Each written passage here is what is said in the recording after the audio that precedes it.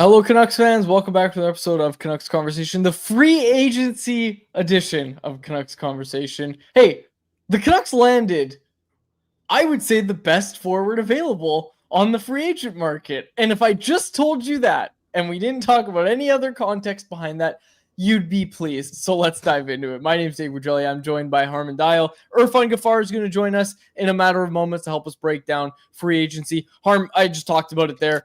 Brock Boeser, that's the big one. Let's talk about that one first. Yeah, I think we've had to recalibrate our expectations for how much this team could accomplish this offseason, just because of how difficult it's been around the entire NHL to land top six forwards. We've reached the midway point of July 1st, and by my count, there are only two bona fide, no doubt about it, top six forwards that have changed teams in Mitch Marner to Vegas and JJ Peterka to Utah. I'm including Zegras, Evander Kane, Mason Marchment, Chris Kreider, more of the middle six tier of forwards. And that's a result of Sam Bennett staying, John Tavares, Matt Duchene, Claude Giroux, Morgan Geekie, all these guys staying with their respective teams. And there not being as many high-profile forwards shaking loose on the trade market. So you look at Brock Boeser and go, he's not a perfect player, but when you look at how scarce top six forwards are, this is probably the best that the Canucks could have done. Absolutely. And I think that's going to be a big theme we have today is, look, I know I talked a lot about Mikael Granlund in recent days. He's signed with the Anaheim Ducks. Don't have to worry about that. But Mikael Granlund's going to make $7 million. Again, 3 years because he's older, but like that's the other contract that's handed out. And again, I know we wanted to see trades. I know we wanted to see a center come in, and we might still, but Alvin certainly sounded like today he's comfortable with the two centers that they have in the top six in Elias Pettersson and Philip Hedl. There was some other business to take care of today that I wanted to talk about.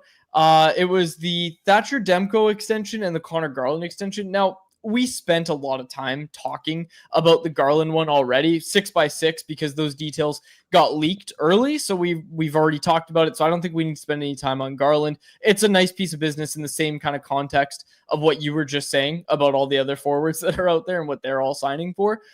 It's a nice piece of business to get a guy who wants to be in Vancouver. And I think that's a really key thing that we need to focus on, is that all of these guys today want to be Canucks. Now, we would like to see the action of wanting to be Canucks follow that. And look, they're hoping for a bounce back, right? Like you're hoping for a healthy Thatcher Demko. You're hoping for not a down year from Brock Boeser. Obviously, Elias Pettersson is going to be at the forefront of a turnaround as well. But I did want to talk about this Demko contract because we didn't know what the terms of this one would be. We knew an extension was coming, but it came down this morning. A 3-year deal at $8.5 million annually.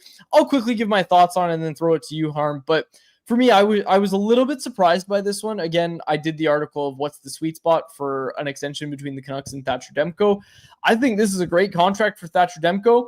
It's not necessarily a bad contract for the Canucks, but I just think, I don't know, I get that there was risk involved for Demko to not sign, but I feel like the Canucks didn't lean into that enough. If that makes sense, this seems a little too friendly to Thatcher Demko. And obviously, I'm happy for Thatcher Demko. I'm glad he's getting paid. But I don't know if $8.5 million, again, this makes him the fourth highest paid goaltender in the league. It feels like that AAV. And I know the AAV is higher because they went shorter term. I get that. But that AAV, like they're paying him to be the runner-up to the Vezina. The guys that are making 8.25, Swayman, Ottinger, Ullmark, Demko at his best is better than those guys. But those guys are all workhorse goaltenders that play a lot. Meanwhile, the Canucks are going to have to pay Kevin Lankinen $4.5 million to be a 1B, really a backup to Demko if he's playing at that level. So the math, like, again, I don't want to make this a bigger thing than it was. I'm just explaining why I was a little bit surprised by the contract. It's not like I'm sitting here saying, oh, what a mistake. It just seemed a little bit higher than I was expecting. I really thought this was going to be in the low sevens, I thought. Yeah, I'm with you. The term at 3 years, you obviously like, and that's where the Canucks caught a break because of the uncertainty around Demko's health. But yeah, $8.5 million cap hit. The only goaltenders who are going to make more not next season when Demko's contract actually kicks in the year after are Shesterkin, Bobrovsky, and Vasilevsky. And actually, Bobrovsky is going to be off the books at the end of this at the end of next season. Good point. And so you would expect Bobrovsky at that age is probably not going to be a $10 million goaltender anymore. I understand why the Canucks did it, right? Because the hardest thing to do in the league right now is acquire high-end talent, right? This is different from the flat cap era where cap space was such a weapon because such few teams had it. And one of the few teams that have cap space, you could be in on so many different opportunities, and players that otherwise probably wouldn't have become available were able to shake loose. But right now, everybody has cap space, but the problem is there aren't enough players that are worth paying. And so players with star potential are the scarcest resource out there right now. And Demko, when healthy, is a star level talent. The health scares me, right? It's not just Matthias. This is 3 years in a row that he's been hampered by injuries, right? 2022-23 season, he only played 32 games. This past season, only 23 games. And then the 2023-24 season, he played 51 games, but he got hurt down the stretch and obviously wasn't available for the team in the playoffs. He also had double hip surgery in Boston College when he was prospect coming up. So there are a lot of injuries Demko has sustained outside of just the popliteus. And durability doesn't typically get better as you age. This extension takes him from his age 31 to his age 33 season. And I worry a little bit about the Corey Schneider outcome. I'm just going to come out. That's my sort of worry is Schneider was also this ultra talented netminder, had elite ability when he was healthy, but he was derailed by injuries in his early 30s. Corey Schneider's games played from age 31 to 33 were 40, 26, and 13. And the difference is Schneider was actually healthier than Demko in his late 20s. Corey Schneider averaged 60 games from age 28 to 30. He didn't have major health issues in his late 20s, and yet like that's kind of the worry. That's the worst case scenario for Demko is he follows that kind of path, and at that point, $8.5 million cap hit is problematic. But then there's obviously also the upside ceiling case where when he's at his best, he's one of the best goaltenders in the NHL. And we know how the Canucks feel about Demko and his health. Obviously, Jim Rutherford talking a lot about that at the end of season media avail about how it's not really a concern for him. And again, Demko has changed the way he's trained. So they're hoping that they get the best scenario possible. Okay. I didn't want to do anything on Garland. Again, I think we'll talk about that later. We have some quotes from Alvin that I want to get to, but I'd like to break everything down that happened today. We have some breaking news, by the way. Canucks made 3 more signings. Joe LeBate is coming back. There's a name you haven't heard in years. You didn't think you'd hear it for a while. Mackenzie McEachern also signing, and Jimmy Schultz. Who is Jimmy Schultz? Why do I not know him? I know the other two. But Joe LeBate's back. Played a year in the KHL recently. Was in the AHL with the Blue Jackets, I think, last year. Jimmy Schultz, who played with the San Jose Barracuda last year. These are all 2-way contracts, so not significant other than Joe LeBate. Joe LeBate's back. Of all the things that happened on July 1st, and we're talking about Joe LeBate. Yeah, give me your thoughts on Joe LeBate in 2025. He's a guy. Yeah, he is a guy. He's a forward. These are all 2-way contracts. McEachern and Schultz are both 2-year. Joe LeBate is 1 year. Chasing a chip. Joe LeBate's chasing a chip. They're trying to repeat down in Abbotsford. We should also say Sammy Blais signs with the Montreal Canadiens. I know there were some, specifically Abbotsford Canucks fans, that really wanted to see Sammy Blais get a contract. He gets it with the Montreal Canadiens. Okay. And Noah Juleson. That was the other thing. Noah Juleson signs in Philadelphia, reunites with Rick Tocchet. Too good. Chef's kiss. All right, let's not make him wait any longer. Let's bring in our friend Irfaan Gaffar, who's brought to you by our friends at Pacific Toyota Dealers, who want to tell you about 100% electric Toyota BZ4X, an SUV packed with plenty of space. The BZ4X can handle any terrain and can take you from the city to the slopes. It's backed by the peace of mind that comes with knowing you're driving a Toyota, and if you're driving a BZ4X, you get access to HOV lanes even if you're driving alone. When you choose the BZ4X, you can get a $5,000 incentive, and now you can finance the 2025 BZ4X LE all-wheel drive from 0.99% APR for 36 months. Visit shoptoyota.ca or your local Pacific Toyota dealer today. All right, Irfaan Gaffar joins us now. What's up, the fellas? men broke some deals today. Irf, you were in your bag today. How was free agency for you? It was good. Yeah. I think that, what we talked about specifically here in Vancouver, there's a lot of stuff that happened, a lot of things that went on, and then a lot of things that didn't happen. But, I don't necessarily have a problem with the Canucks going out and spending money on just a player to have a player like a Mikael Granlund and overpay. Yeah. I think that was the biggest mistake. They didn't panic.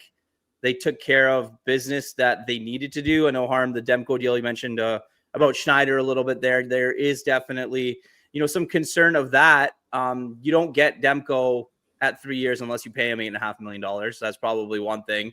And then beyond that, I don't think the team wanted to go longer term, right? So if you want to get the guy back, you're betting on him to hopefully have a comeback season like no other, which by all accounts he expects to do.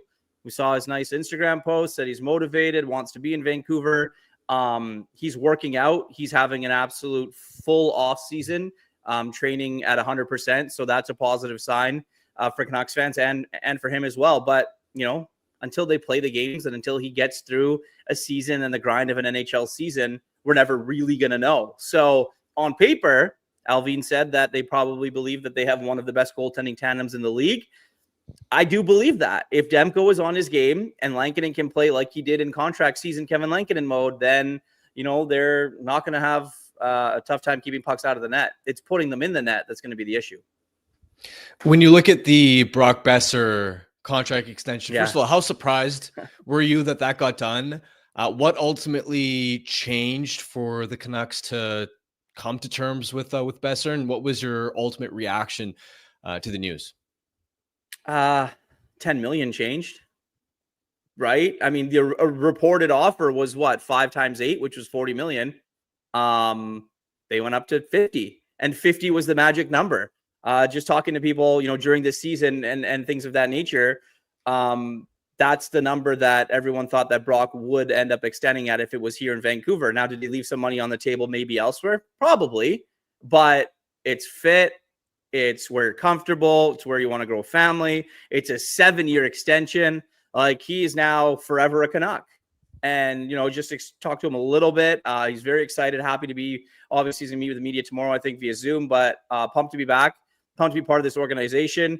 I think it would be really awkward for Canucks fans to look at Brock Boeser in a different uniform other than a Vancouver Canuck uniform. And I think that it got to a point where I think all three of us can sit here and say that there was no way that he was coming back. Just the way that everything kind of went down, from the trade deadline stuff with Patrick Allvin to things, that were said just lately, right when the season ended and what was going to happen there. But like anything, it just takes one phone call. And that's exactly what the Canucks did. They decided that this was a player that they prioritized. Maybe they looked at the free agent market and they looked at their players via trade and said, maybe we can't improve like we think we can. So let's circle back season. It's my favorite word, especially around this time. The favorite 2 words are circle back, and let's see if we can get something done. And I think that as much as Brock maybe had an idea of him leaving, there might have always been a foot in the door here in Vancouver. And it was just about making the dollars and cents work. And obviously it does now. I wanted to quickly follow up on Brock.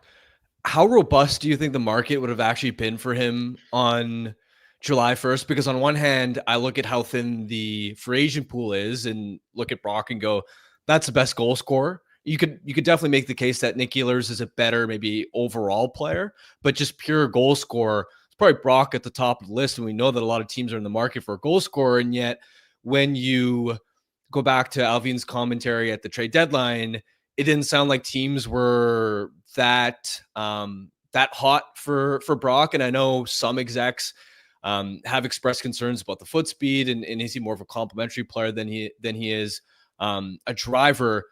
How robust would the market have actually been for him? Do you think that he would have been able to land, let's say, $8.5 million on, let's say, a 7-year term from another team? I think so. I really do, because there were teams that were out there that are willing to spend stupid money. You look at what the Anaheim Ducks did. You look at what the San Jose Sharks want to do. You look at what the Kings did. You look at what a team like the Columbus Blue Jackets was willing to do. There are markets that had a lot of money that are looking to spend a lot of money because they have to and can now, that were willing to do it. And these markets, like I pointed out on X earlier today, that were willing to overpay. And to get a player. And, when the news came out that Ehlers was going to wait maybe a day or two and kind of suss it out and see, he knows he's the number one guy, right? He knows that everyone probably wants him. He's everyone's first choice. And for Brock, I think Brock's first choice in the very beginning was to come back here and play for the Vancouver Canucks. So if the Canucks were going to make it work, what was the point of Brock sitting around and being like, okay, I'll take a call from X, Y, and Z team. Let's figure this out if we really want to do it, and let's get it done. And that's exactly what happened. I want to read you this question, Irf. This is from someone in the chat named BJ McLennan. Okay, he said, do we think the reports, and there aren't even reports, like Patrick Allvin said this in his presser today, of other Canucks calling Boeser, asking him to stay, is a sign that the locker room issues might be resolving themselves? And then Mike Lavalley jumped in and says Hughes was one of the first guys to like the Instagram post of Boeser's extension. I mean, maybe that these guys have notifications on for when their teams post. I mean, there's could be a sense of that. And also, guys sit and scroll their phone on this day, right? That's just what happens. Agents do it if they're not being involved in deals, and players do it. It's an interesting time. I had a player tell me that he wished he was 5 years younger of some of the contracts that are going out right now. So it is a wild time. It's an interesting time. It's a fascinating time. It was a really bad free agency day by all accounts on television. Like if you watched and kind of saw just of who was out there and what was going for what, there's a lot of big deals being made out of players that aren't really a big deal. But from strictly Vancouver Canucks point of view, are the players happy that Brock is back? Absolutely. Thatcher Demko, say it isn't so, or sweet baby Jesus, whatever he said, something like that how pumped they are to have back. Obviously, Connor Garland's a guy that, is there. They're excited to have him back. Brock Boeser, is a guy. And then if you look at it, I mean, I'd be naive to say that, this isn't one of the reasons why, if they can figure things out, Quinn wouldn't want to sign an extension. It's no secret that these guys are close, right? As much as, he wants to go play with his brothers and then this, that, and the other, Canucks are the team not going to be able to offer him the most money unless he wants out and says, I'm leaving. But it's a results-driven business, and that's what the Canucks have to do now. And I think that there's a sense among that group where things are going to be different this season. And, they hope that they can get off to the right foot. You hope that you can stay healthy. You hope that both your goalies stay healthy. And then, obviously, the scoring. That's the biggest issue. But let me make this clear. The biggest acquisition for the Vancouver Canucks next season, if it all works out, and it's a big if, is Elias Pettersson. Right? Like, he's the biggest acquisition. He's the biggest X factor in absolutely everything this team has done. So if Elias Pettersson comes back and is the Elias Pettersson of old, the guy that we've been on this show and talked about how good is this player, he's going to be an elite talent in the National Hockey League. If he comes back and can perform to that level, and you get an Evander Kane motivated, wants to earn another contract, be able to, go up and put up some points, hopefully this team can score some goals. But a lot of this and a lot of what they're doing and what they have in mind is based on Elias Pettersson having another season where, he's able to go and be, the driving force of this offense. When I look at the Canucks books now, after adding Kane, after re-signing Boeser, they have a lot of money tied up into wingers. Wingers making at least $2.5 million. O'Connor, Höglander, Joshua, Garland, Kane, DeBrusk, Boeser. Do you think that Patrick Allvin is looking at that glut of wingers and saying, we've got to potentially deal one of those contracts? And if so, who would you expect to be a potential cap casualty? I don't know, man. Like, my first reaction is Dakota Joshua, but who is taking on that contract? Like, who needs a Dakota Joshua type of player? And if it's a cap casualty, are you okay with, not being anything back? Niels Höglander might be able to get you something back, right? And I think that if they really go and look at it, if that's something that they do that they believe can improve their hockey team, then there's a move you go out and make and do. But Höglander can play up and down the lineup. Dakota Joshua, obviously, everything that he went through last season, you hope that he's able to have the offseason where he can fully train and be healthy.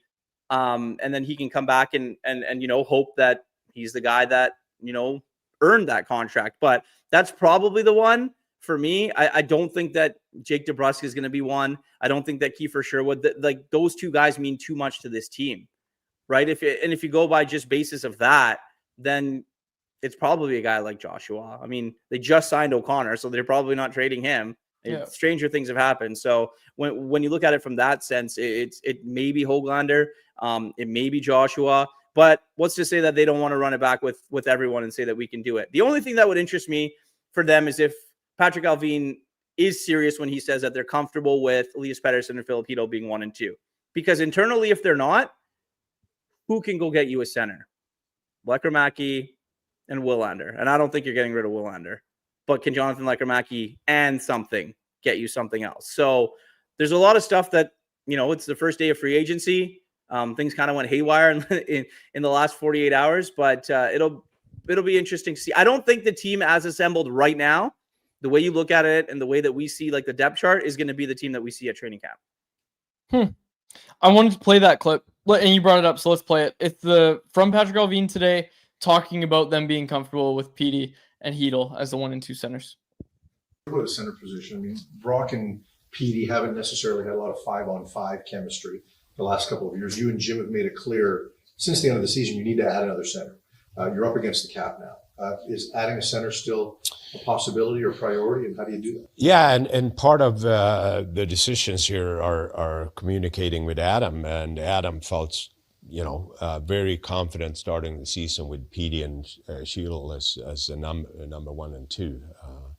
We have a couple of younger centers, Radis, Hassan,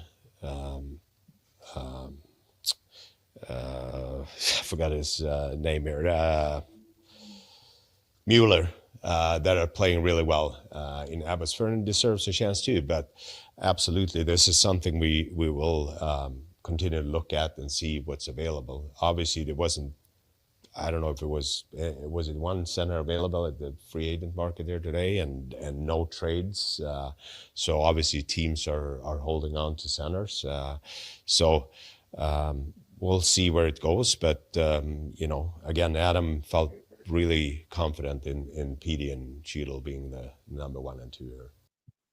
All right, so it's all on Adam Foote. But Irv, what did you make of that answer? Are you buying it, or is this team still going to be shopping for a center? If I'm correct, Ratu needs waivers, right? Yes. Yeah. So Ratu is going to be on the team. He's going to be on the team. He's going to be on. He's going to, or at least going to be an extra forward. So he's there anyway. It's interesting because I think that what we think and what we know here, and people that cover the team and people that watch the team, like Filipino's health status. Right? Is he one hit away from being out long term? And does the organization feel like that? Obviously, Adam Foote doesn't, and he thinks that I guess you can't be scared in a sense, but you have to be cautious. You have to know what's a possibility.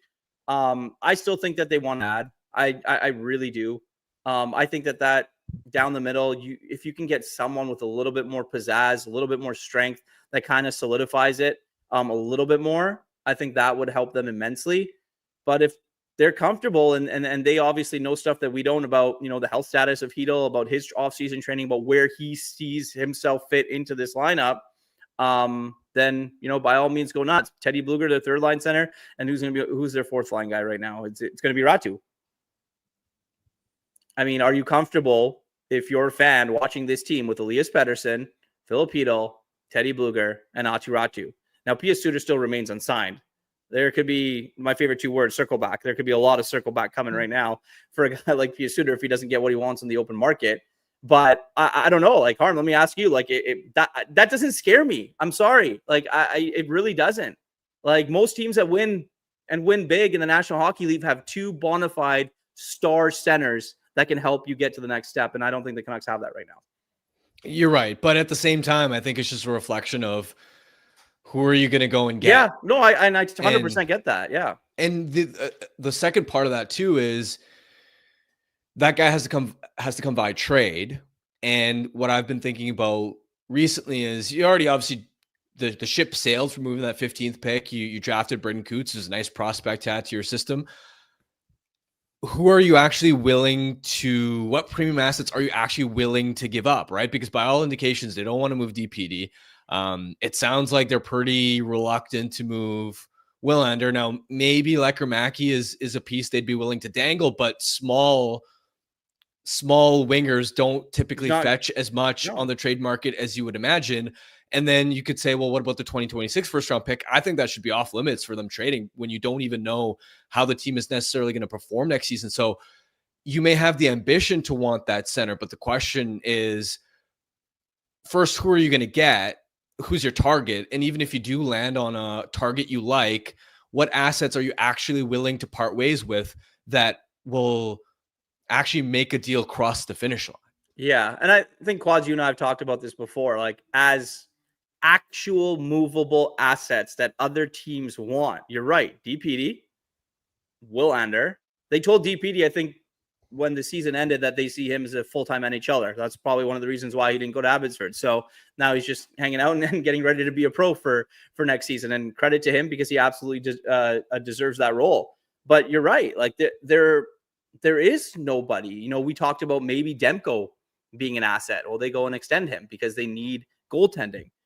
It's probably Lekremaki. And even then, you mentioned small winger, and it's Willander. And if they don't want to touch Willander, you cannot move that pick next year, because if you're a bad team, or if you're even kind of mediocre, picking in the top 15 next season is like picking in the top 15 would have been is like a top 10 pick, right? For next year's draft. If the Canucks finish 15th again, it's a top 10 pick because that's how deep the draft is. So it's like, who are you willing to give up? I just don't think that they have these assets to go and make a move. Things could happen, but I'm unsure. Now, if who knows, maybe someone comes out and has a breakout start to the season and one of the wingers becomes expendable because he's having such a good season, then you can go out and kind of do things that way. Say a guy like Nils Höglander goes off, you know, scores a bunch of goals in his first few weeks of the season. And he's playing really, really, really well, you know, and other guys are playing okay. And then they're winning some games, but can you take advantage of a team looking at Höglander and being like, oh, we really need a guy like this. He's playing so well. Maybe we do have a center we could give up. Centers are hard to get. They really are. And that's why you're seeing it right now, especially on the free agent market. Last one for me, just give a letter grade for, actually not last one. I had another one for you, but this one first. Just a letter grade for Canucks work as a whole on day one of free agency. I think Boeser's got to be like a B plus.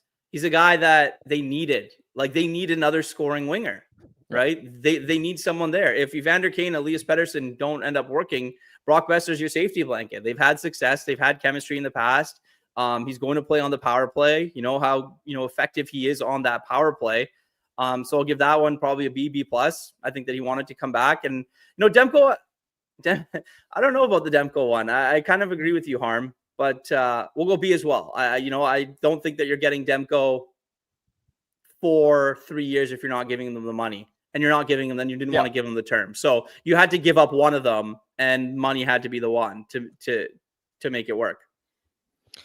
Circling back to, speaking of circle back season, Evander Kane. Yeah, you're pretty well plugged in terms of, being well connected to players and, management and coaches and that sort of thing. What's your confidence level with Evander Kane fitting into this Canucks team, both on and off the ice? And what did you ultimately think of that acquisition? Like I said, I think that he's going to be a guy that is going to thrive playing in this market.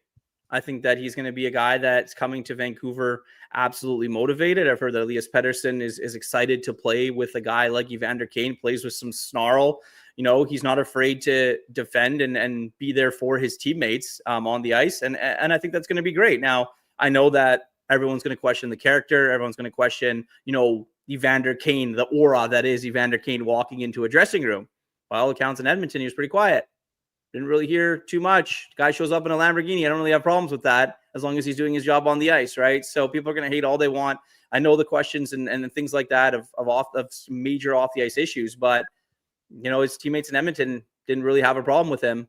Now, this was before, early on in the career, yeah, maybe, and he even admitted it, right? This isn't just us sitting here and saying it. He sat in front of the media and said, "Yeah, I made mistakes in my life. I've definitely learned from them." And for a guy that he's 34 years old right now, and entering the final year of his contract, hopes he can get another 2 or maybe even 3 year deal. you bet that he's going to want to come and play well. And I think the one person that's going to benefit from that, if in fact they do play together, which I think they will, is Elias Pettersson. Worst contract handed out today. Pick one. Oh, You got a few options, right? Cody Ceci? I'm between Four CC and times Jeannot. 4.5. I can't decide between CC and Jeannot, but I think CC's the winner. Harmon? Yeah, I think it's CC too. Gavrikov, I was surprised the AAV was that low. I thought it was going to Rasmus be higher. Anderson is interesting because all the stuff that happened, like Rasmus Anderson's going to have to be moved by the deadline. Yeah. In Calgary. Like, he didn't want to sign an extension in LA. And then I think the other deal with there was another deal. Vegas. I think the Vegas player didn't want to sign an extension in Calgary. So that's why it didn't happen. Oh. Yeah. Okay. So not wanting to sign an extension with the new team is basically like having a no trade clause. Do we know who the player was? Kill in the Vegas? deal. Yeah, but I can't say it on this show. I can Oh, text you and let you okay. know. Okay. Yeah, people are jumping in saying the Tanner Jeannot one might be the worst. That one's an interesting one for sure. Ken Holland was really, really on one today in LA. So it's Ken hard Holland was to in his go bag against too. those. Yeah, hard to go against those. Just handed CC it out. Dumoulin when you Dumoulin already pretty bad have Edmondson on that blue line. Corey They got Perry. a lot of like big guys that can't really move that are making a lot of money. This on the blue line. is And Drew what Doughty. the Canucks did last offseason. Yeah, and Drew Doughty can't really move. But the LA is a slow team. Like, they don't play fast pace anyway. Like, that's why everyone thought about Brock Boeser being the perfect fit in LA because of the way that they play the game. Right? They're a little bit slower. You know, they're a little bit harder to play against, but I don't know. I really don't know what's going to happen there. Yeah, I think they're moving further and further away from actually being able to take down the Oilers. Yeah. They're moving in the wrong direction.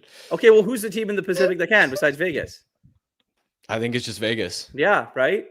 The Canucks aren't there yet. No, not yet. I mean, who knows? We could have one of those miracle seasons like we did a couple seasons ago and it could go crazy, but I don't know. And, Mitch Marner is going to probably have an insane year. It goes without saying. But yeah, like who else is there? There isn't. We got you okay, breaking Quads? news. Yeah, I am. I'm keeping everything. I'm trying to keep everything up to date here. Elliot Friedman reporting a sign and trade for Keandre Miller? Yeah, for Keandre Miller to Carolina. So that's an interesting one for sure. How much did he get? 8 years, 60 mil, 7.5 a year. Not bad. Honestly, I would rather bet on Miller than let's say Provorov at 8.5. Dude, and Carolina all day long. Carolina has so much trouble getting guys like but that. Provorov is the Columbus tax, right? Like, he's probably not getting that on the open market. Pay him more to stay. Guy like Noah Dobson didn't want to extend in Columbus. They probably offered him a lot more than what Montreal ended up paying him, and he got 9.5 in Montreal. Hey, each of you, to this point, who's had the best offseason? Who's had the best free agency and the best offseason so far? Last year, we all said Nashville, so I'm going to go against just, who signed the most contracts? That would be LA. So it's not LA. Let's say it's not LA, as we just said. Who's had the best offseason to this point? I'd have to think about that. I haven't had a chance to fully break down what every team has done. I mean, I love the Marner acquisition for Vegas. I mean, you landed the best player by far. And that's a kind of game-breaking star that they needed. And again, my theory is that I think Marner could be better in the playoffs now that he doesn't have the baggage of playing in Toronto and that spotlight and in that media market. I mean, I love the Peterka acquisition for Utah, but I also didn't love some of their secondary signings. I've got 3 teams. I've got 3 teams that I think are just above the rest, and you can slot these however you want. Okay, go. I think Montreal deserves recognition. Yeah. Montreal.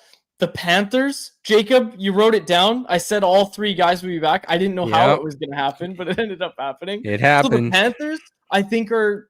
I don't even want to say number 2. I think they're number 1, actually. Like, being able to keep all their... Like, I didn't think that was going to be possible. I'm going Panthers, Habs, Golden Knights. 1, 2, 3. So funny that you mentioned that, keep all their guys. Didn't think it was possible. Like, just look at the Canucks. They kept all their guys, and here we are sitting having to break it down, right? It's just two completely different things, but it's the same thing because the Panthers just won a cup. But you're right. Panthers won. Montreal's got to be up there. Montreal's building something very special for many, many years, I think, because by the time Montreal, I think, really gets good, they've had that taste of playoff experience, really, really gets good, and they're ready to compete. The Floridas will be gone. Like the maybe Toronto will still be around, but it'll be Montreal's time to rise up through the ranks. Well, and I was just going to say, like, talking about contracts that are going to age well, like Nick Suzuki at 7.875 until 2030, like that, when that contract is up, it's going to be such a small percentage of the cap. Like, they're going to have a ton of money to go out and sign guys to really go for a push later in the decade, where you're right. Or if, like, Florida will be on the way out, Tampa probably on the way out, Montreal will have an opportunity to, like, go after some big names and run that division. Who's had the worst offseason? People in the chat want us to answer. Who's had the worst offseason? And speaking of which, Calcio Storico in the chat said Canucks are top 8 in free agency so far. No bad deals. Actually, yeah, like, I don't hate what the Canucks did in free agency today. I think I said it off the top. They got the best available forward on the open market. Like, that again, there's a lot of stuff that goes before that, but they still did end up with the best forward available. Well, what they did, really, exactly what they did in free agency was get the one player. That was it. And I think the best part about that, Harm, you can maybe agree or disagree with me, is that they didn't panic. Like, I think that was important. Don't go overpay a guy like Granlund. Don't go overpay a guy like Suter if you don't have to. Like, where you value, where you want to spend money, I think that's what they did. And that's why people think it's a pretty good job. Well, also, there was a risk that if you sort of came to this point last minute at the 11th hour, coming back to Brock Boeser, that for a contract to get done, you would have had to overpay. And this contract, I don't think, was an overpayment. No. Like, yeah, 7 years of term. Is there some risk on that? Sure. But that's the cost of having the AAV lower at 7.25. That 7.25 is lower than what he probably could have gotten on the open market. I mean, AFP Analytics was projecting 8.5 north of 8, million. So they got a favorable cap hit. They had to bend a little bit on term, but I think it was worth it. And we got this JFresh chart here. I wanted to quickly bring this up. It shows the equivalent under this year's cap of what this is going to be. By 2028, year 3 of this deal, it's going to be the equivalent of a $5.6 million contract, then 5.4, then 5.2. It goes down to 4.8, assuming the estimated 4% increase continues. Because we obviously only know for the next 3 seasons what the cap's going to look like. But I wrote it on Twitter too. Like, this is hardly a race for Brock Boeser. This is just more of a, like, I just want to know where I'm going to raise my kids type thing. I want home. I want a place to call home. And this has been home forever. Someone in the chat said, hey, if he buys a house here with Vancouver real estate, that thing's going to be worth more in 7 years than it would be anywhere else. Do you have the tweet from Ben Hankinson, Brock's agent? I don't think I sent it to Jacob, but I'll pull it up. I'll find it. Yeah, no, I guess Ben Hankinson, was happy for Brock, mentioned the deal, but also said, was there ever a question in a last second that it wasn't going to be Vancouver? Yeah, I got it.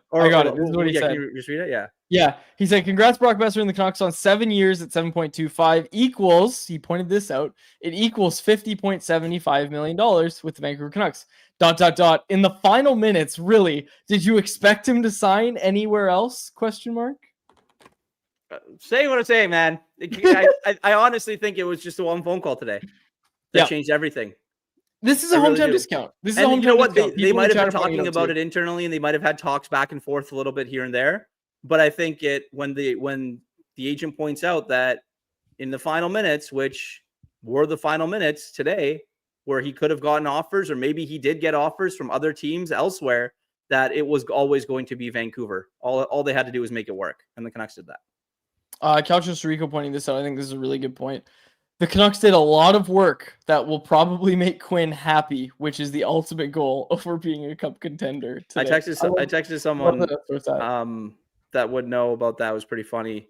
And then I think they responded with, well, let's hope it all works out. I said that this was a good way to keep Quinn. And he said, let's hope it all works out. All right. Irf, anything else you want to say? Have a great summer, fellas. Enjoy it. Be well. Harm, we'll work on our tans. It'll be nice and crisp this summer. Okay. Yeah, we need to work on our tans. You and I need to work on our tans. Pods is fun. I went tarps off at baseball the other day, and I don't have a farmer's tent anymore. I'm like equal now. I'm even all throughout. So I just like that. I was even. playing Even pickleball outdoors. What was it, Sunday? The And it grind was never so stops. hot. Irf, did you hear that Harm's a world champion at pickleball now? No, I So the didn't grind hear it, never but I stops. saw the photo. I did Yep. see the photo. World pickleball champion. Yeah, grind never Um, stops. And anyway, point was, I went tarps off, and then I was like, great, I don't have the farmer's tan Yeah. that I usually have every summer. So that Well, might be the move. That's because you've been in the gym working. That's why. That too, There that you go. too. That's why. I know. I see you. That's the only reason I'm okay taking my shirt off now. Like, we don't have to beat around the bush on that. All right. True. Okay, Irf, thanks so much for doing this, man. We appreciate it. We'll talk to you when they trade for a center. All right, fellas. Be well. All right, there he is. Irfaan Gaffar, host of Rink Wide, and of course a contributor at Daily Faceoff and Canucks Army as well. Let's get to our poll question. It is a presentation of our friends over at Greta, where is a great spot to watch the big game, but did you know it's an even better spot for your upcoming party or event? If you need a venue for a team building or summer social event, check out Greta. They've got the street food menu, they've got the arcade games, and of course they've got the bar. It's always a fun time with plenty of options.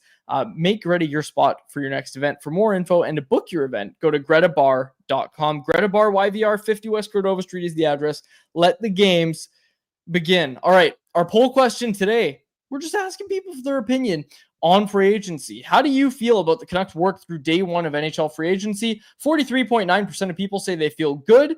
50.9% say they want to see more moves, and 5.2% say they feel bad about it. I think I would like to see more moves, but also when I see the other moves that were made in free agency, Harm, and we knew this was coming, I feel okay about what the Canucks did today and what they've done in the offseason. Look, the big question you and I had, Harm, was, okay, if you lose Brock Boeser, which it looked like they were going to, you lose Pius Suter and you replace it with Evander Kane and then you trade for someone else, or really pick a name, any name that was picked up on the free agent market today.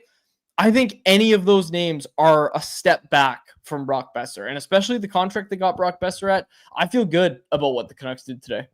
Yeah, in my opinion, the first thing you have to bear in mind when approaching an offseason is not making any critical franchise kneecapping mistakes. Yeah. Don't do anything reckless and desperate that you're going to deeply regret further down the line. That always has to be priority number one, even ahead of meaningfully upgrading your team. Because if you do, let's say, the equivalent of the OEL trade and you make a desperate move that haunts you for years to come, there's just no coming back from that kind of mistake.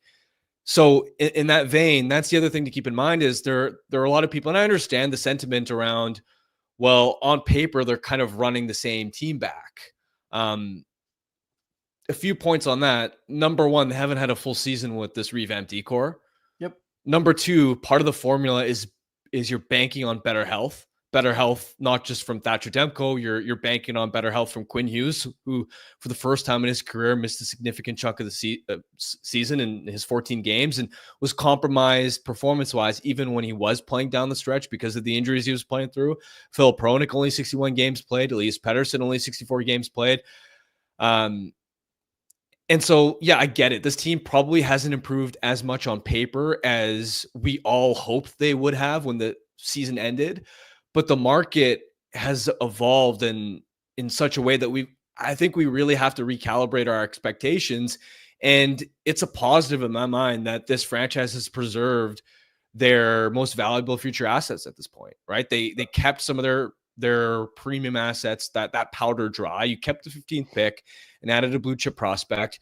You've, to this point, held on to the 2026 first round pick, which I think is a non-negotiable as far as keeping that selection. You haven't traded away any of your top prospects, including the surplus on the back end. And that gives you flexibility with those pieces. You can stay patient and let those guys develop. You can leverage them as currency further down the road if the right opportunity develops. So when I look at this offseason to this point, it's far from perfect, obviously. And in a best case, perfect scenario, they would have been able to, let's say, get a true game changer in a JJ Peterka and land that ideal top six center. But that's just not realistic in this current climate. And what the Canucks have done instead is pretty reasonable overall. Also, that Connor Garland contract looks good today. It's going to look better every year. Every year we hit free agency, you're going to be reminded, I think, that Connor Garland contract is a really nice piece of business for this team. I agree with you. All right, let's get to anyone else. Anyone else is brought to you by our friends at the Vancouver Canadians, who have a homestand, a really long homestand. It goes into this week. There's some giveaways. Today, it was Tuesday, July 1st. The first pitch was at 1:05 because it was the Canada Day matinee. Wednesday, July 2nd, that'd be tomorrow. It's a We Care Wednesday supporting BC Parks Foundation, presented by RBC. They've got fireworks on Thursday, July 3rd. The post-game fireworks extravaganza. First pitch for that one is at 7:05 p.m. Don't miss it. Head on down to the Nat. It's a great time. Love the Nat when it's hot out. It's the best. It's the best. Nat's going to be rocking all week long. For tickets, call 604-872-5232 or check out CanadiansBaseball.com. Let's see what we've got in the chat. To the people we go. We've got this one from S. Little Boston.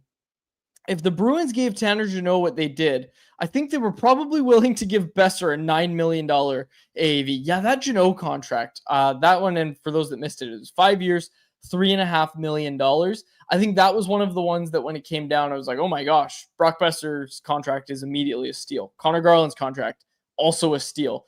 Like these are solid contracts in the scope of what else is going to be signed around the league and what was signed today. Yeah, the Jeannot contract was so puzzling. I mean, he's a pure bottom six guy at this stage in his career, and to commit that kind of term and at that inflated of a cap hit, considering how much he struggled offensively the last 2 or 3 seasons, that's a head scratcher for the Bruins. Another signing that I didn't like. Oh, this is a contender for one of the worst contracts too. Ryan Lindgren.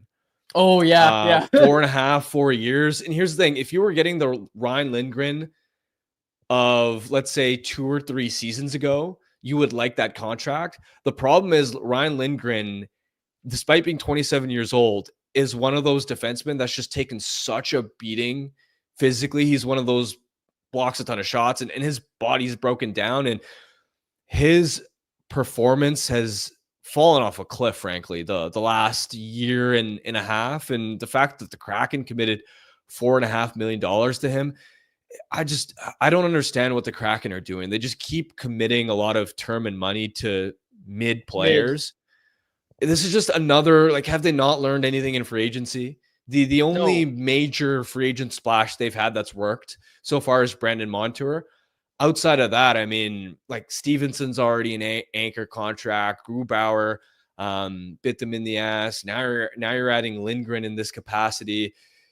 It's just such a weird mismatch of just mediocre players on that roster.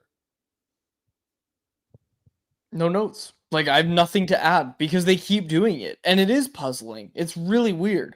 Okay, I want to talk about this one. This is from Travis Wall. Give us some scenarios in which the Canucks could acquire a 2C. Who would you trade out to do so? I don't want to do the who would we trade out thing. I don't. We already broke it down with Irf, and I think Travis asked the question before we talked about it with Irf, so I don't want to do the who would you trade out. They're going to need to trade out one of these middle six wingers that they have if they're going to get a 2C.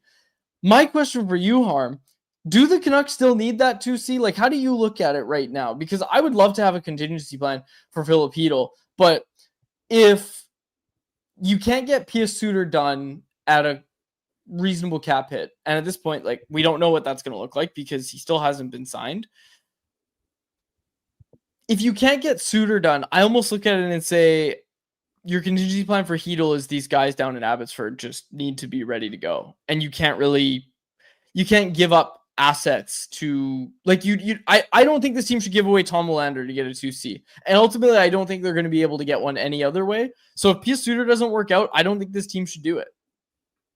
Yeah, or you're going to have to bank on, maybe it's not a 2C, but more just a contingency plan where, here's the thing, if Filip Chytil, if you knew he would stay healthy, I would feel comfortable with him at the 2C position, all things considered.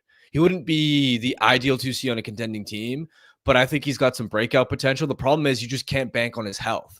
Exactly. He could be one hit away from a long-term injury and missing more than half the season.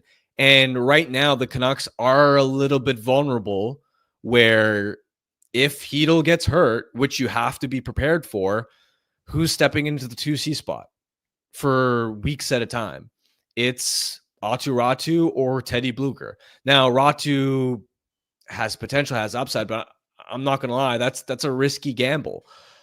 And so maybe it's not at this point adding the 2C, but just adding another kind of flex. It doesn't even have to be a pure center, but sort of like when the Canucks originally got Pia Suter, where it's a lower end guy that isn't really a top 6 guy, but can play center, can play wing.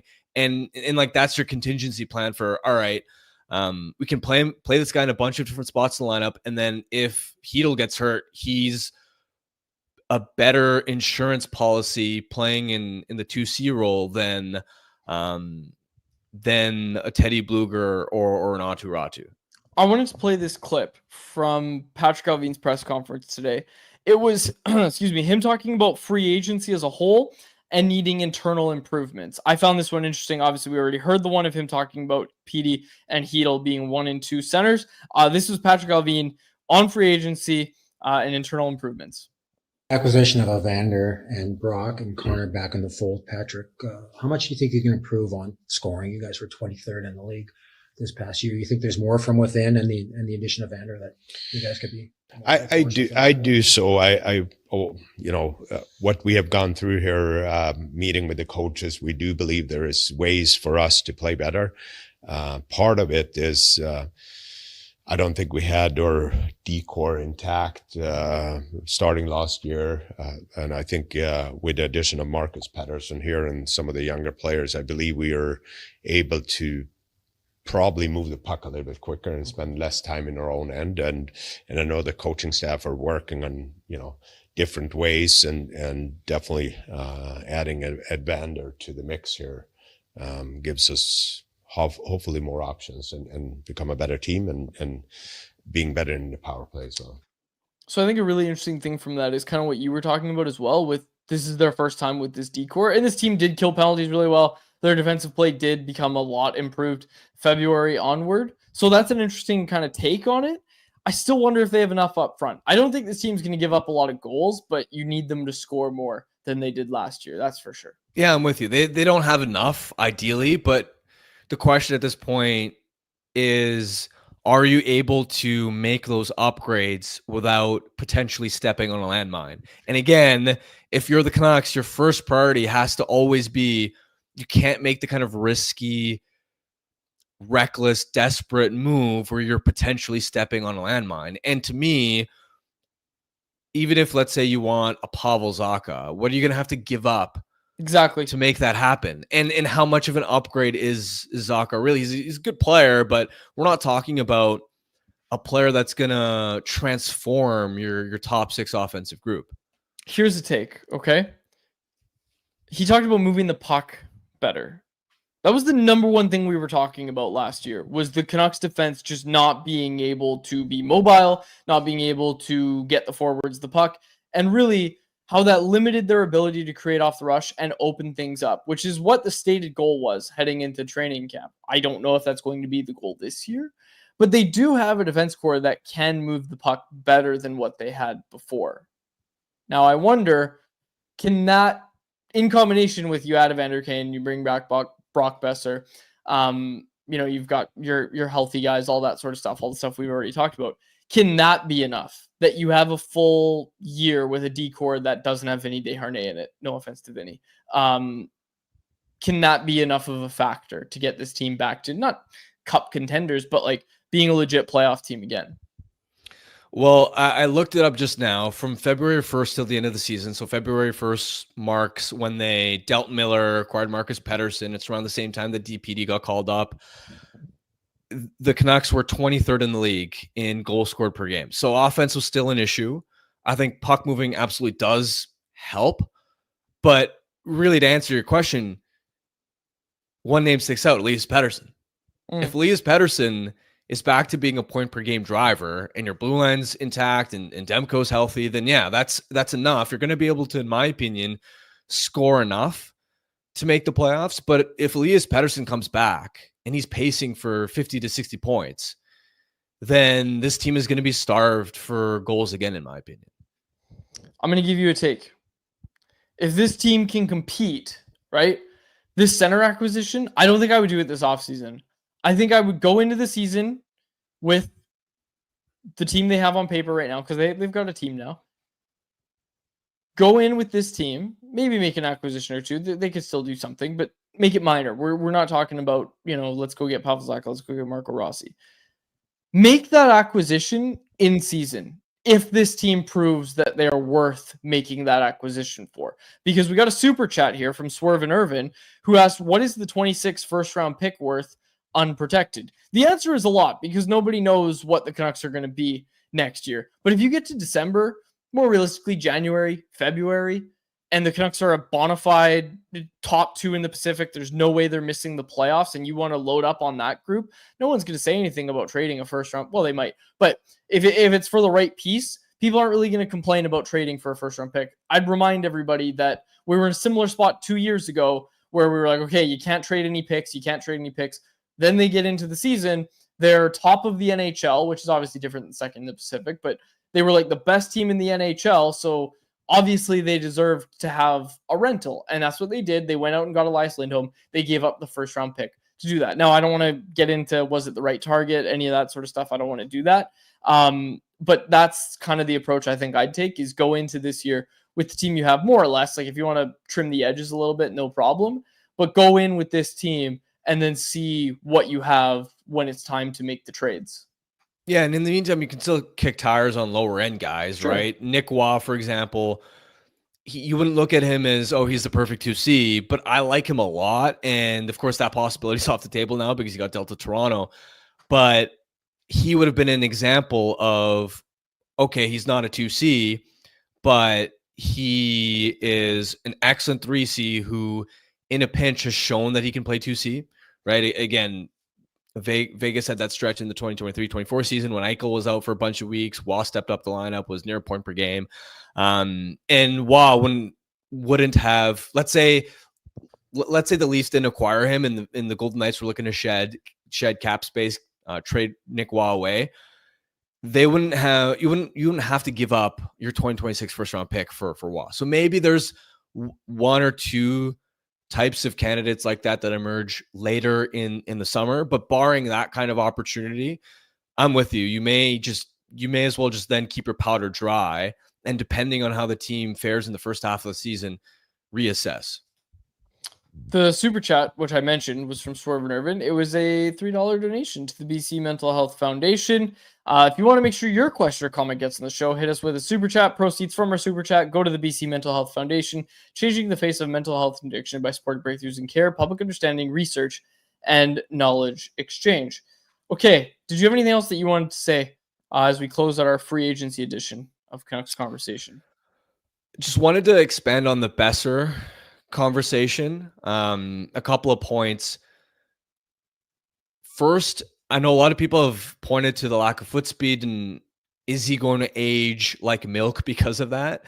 What I would point out is not necessarily, because Boeser's got this net front scoring skill set. First of all, we've seen Tyler Toffoli, and I brought this example up before, where Toffoli is a similar complementary top six scorer who is a below average skater, and Toffoli has aged pretty gracefully through his early 30s so far. Toffoli is coming off his age 32 season with San Jose. He scored 30, right? So that hasn't stopped him. And Toffoli, similar to Boeser, is a player that leans on his IQ, leans on being able to get open the slot as a means of, this is how I produce offense.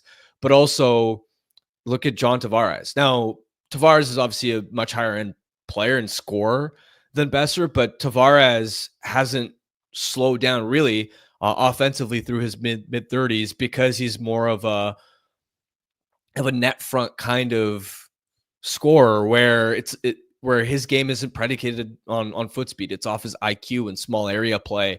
And Joe Pavelski is another great example where it's that net front sort of skill set can age better than you might expect, even when all three of those guys that I mentioned were never fast, even in their prime. And that was always the knock on each one of those guys. So I wouldn't necessarily look at Boeser's lack of foot speed as this guarantees that he's going to age poorly through his 30s.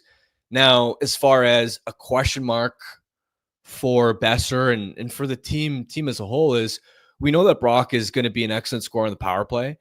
The biggest risk I see is whether the Canucks can get him going at 5-on-5 without JT Miller. Yeah. The last 3 years, Boeser has averaged 1.84 points per 60 at 5-on-5. That's closer to second line territory.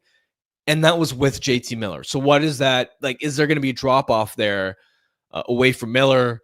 After the Miller trade, Brock had 9 goals and 17 points in 31 games, just 7 5-on-5 points.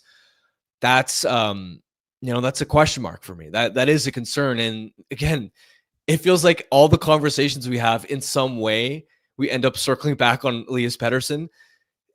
Boeser and Pettersson, you would hope, can regain that chemistry, because I'm not sure that Hedl, with his speedy, rush-based offensive style, is necessarily going to mesh best with Brock. So that's a huge sort of X factor going into this season. And largely, when I look at Vancouver's crop of wingers now, 3 of their top 4 guys are complementary scorers, are more passengers than they are drivers, right? Boeser, DeBrusk, Kane, all good scorers, talented players, but they're all more passengers than they are drivers. And in the case of Kane and Boeser, are slower foot speed wise. So that's just something to keep in mind, is the Canucks are going to need line driving players. And that's where, when you ask me who are your line driving players, that has to be Elias Pettersson.